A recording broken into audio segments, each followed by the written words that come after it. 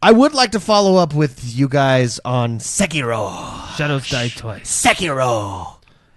Yes. Sekiro. Die Twice. Oh yeah, I just love that game. So last week was kind of a first impression. We had a chance. It did launch last Friday. We were super high on it. You guys especially were super high. Now you two dove in big time this week. Can I tell you my initial thought right now? Just right Boom. Give me your initial thought. Yes, go. It's one of the best games I've ever played.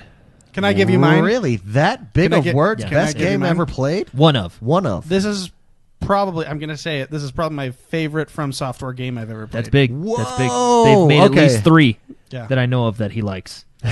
So, because you're a huge, let's start with Spicy. You're a huge From Software guy. Yeah, I love You Dark love all Souls. their games, all the Dark Souls. What makes Sekiro, Shadows Die Twice, your favorite? Well, how they present the game is always interesting. Any game they've made has a feel, and you even from the opening title screen, you know it's a From Software game. You know it's a Dark Souls type game, right? That's just how they do everything. This one has a really awesome story.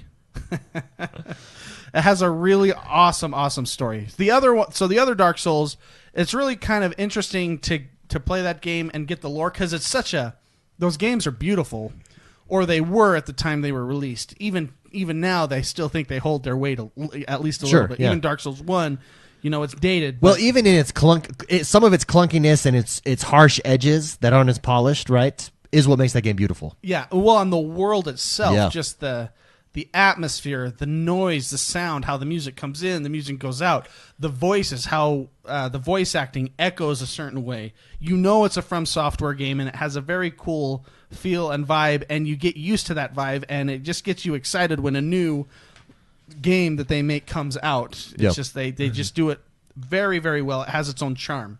The lore in those stories are interesting too. In the old and like all the Dark Souls series and stuff, it's very kind of mysterious. It's very you have to search ambiguous. For the lore. It's very you don't know what's going on, and you meet these interesting people and what they're doing. Right? Sure. This game has a story you can follow and a story you understand. Yep. It's essentially overview, summary, and couple sentence. You are a personal bodyguard of a prince, right? Yeah. And it's possible you have failed. It's possible you haven't. You kind of don't know what's going on. But your job is to protect the royal line, and it's a kid, right? And that's essentially what you're doing in a samurai 16th century setting. And they do the story is very, very good. There are cutscenes that you just drop your jaw, kind of a thing. What From Software does really good is the bosses are absolutely fantastic. And these bosses, they do have, like the other From Software games, some of the bosses are just like weird and scary and odd and bizarre. These bosses are just cool. Really? Well, there was that one. Oh yeah, well the headless, they have some really weird bosses and mini bosses in this too, but they like some of the main bosses are just fascinating and they're really tied to the story, and you understand like the. Well, what's interesting is the very first. So there's a lot of mini bosses too, which I think there's probably more mini bosses in this game than there is in Dark Souls. The others, right? yeah, So, and they're important because each mini boss has something you need to progress. Okay, so you want to beat. You don't have to beat them, which is that's cool that you can play this game how you want, but you want to because they give you an abilities that you need and want to. Take more hits, basically, right? So taking 2 of the bosses, the very first boss that you fight at the castle gates, you're basically are told why you're fighting him and why you have to beat him, right? Yes. Because, so basically the point is the story's more up front and center, basically like you were saying, which is really cool. And going on with the Raging Bull, who was a mini boss, which by the way was a really fun boss to fight, why you're fighting him. I don't know if you've eavesdropped the two guys before, but you know exactly why you're fighting him and why there's a random bull with flaming horns in the world. Yeah. It's really cool. So we have this game that has its charm, or this developer has their charm to when they make games, right? which I really like. And a lot of people they get excited over that feel and that charm of the game. You have the story now that's up front and center. Additionally, and this is what puts me over the edge why I like this game more than the others, is this game has stealth. And the other ones really didn't. And the stealth factor, it totally changes how you can approach fights. Sure. And it's totally like a Tenchu style. You can come from above, you can come from behind a wall, you can come from a ledge, and you can start to pick off guys around that you normally would have to fight head on in another Dark Souls game, right? And then you'd have to brute force your way through. You can approach different areas strategically that you couldn't do in other Dark Souls games. Very cool. Which I think that right there allows a little bit more freedom and allows more players that aren't necessarily into Dark Souls to appreciate. Because they can change. It's not just brute force getting smashed all the time. Mechanics. You can try different things. You can go stealth. Yeah. And it is that makes this game so fun to play. So let me summarize. Let me see if I can summarize. Charm. It has charm, the same Which charm all as of them From have. Software, right? Yeah. It has stealth, which really gives you more options, more options than you have in the other Dark Souls games. And I'll be clear, this game is still extremely difficult. It's very hard. Yeah.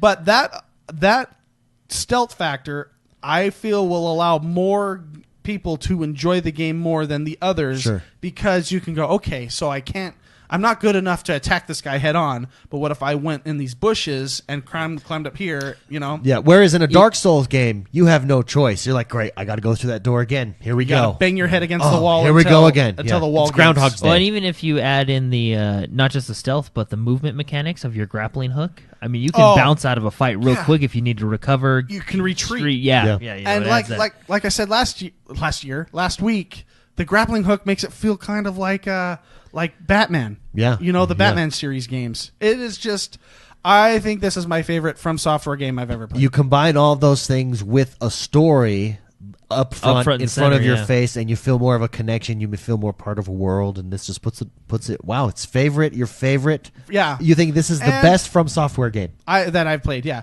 And so, like the other ones, you could role play, and you could do. I would be a strength character. I'd be a pure vitality with dexterity. You could do this.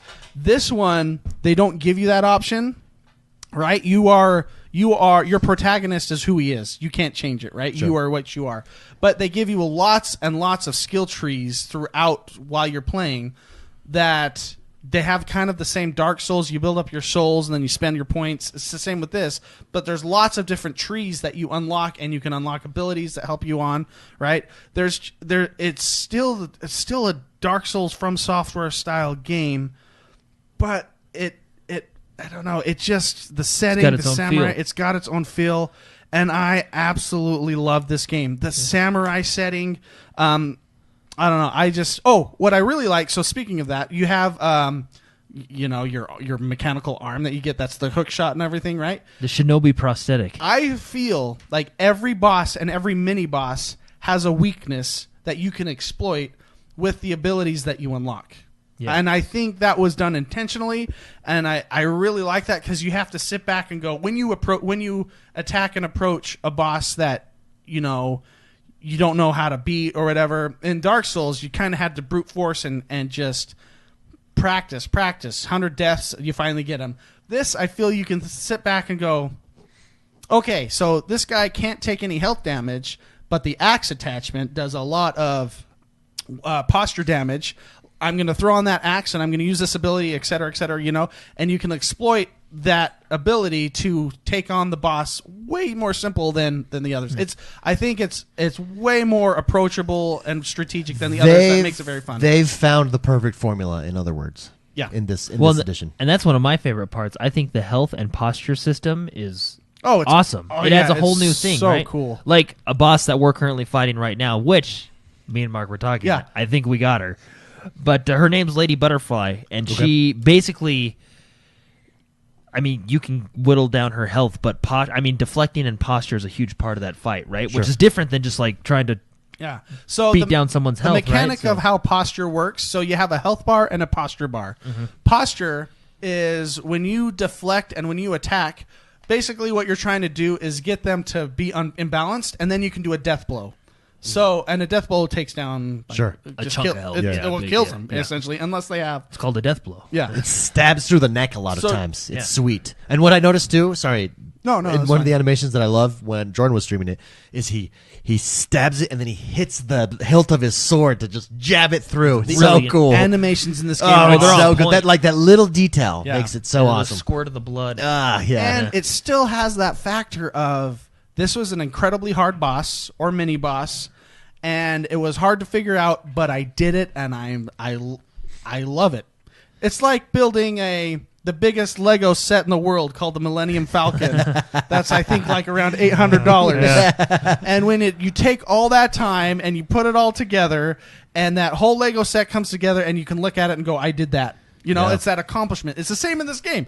That boss was so hard, but I figured out a way. I put on the attachments that that I could exploit. Right, me and Jordan. All week long, every day, we've been calling each other and talking strategy about certain things. In this game. Let me ask you guys this, and Jordan, maybe you could answer this for us. Does it take anything away from the game? Because the past Dark Souls had multiplayer. We talked about it a little bit last week. But do you wish there was some Actually, multiplayer in this well, game, no, or I mean, do you like this? No, I like it how it is, right? Because with single player, you can add stuff that multiplayer would essentially break. And I think a case in point would be the snake fight.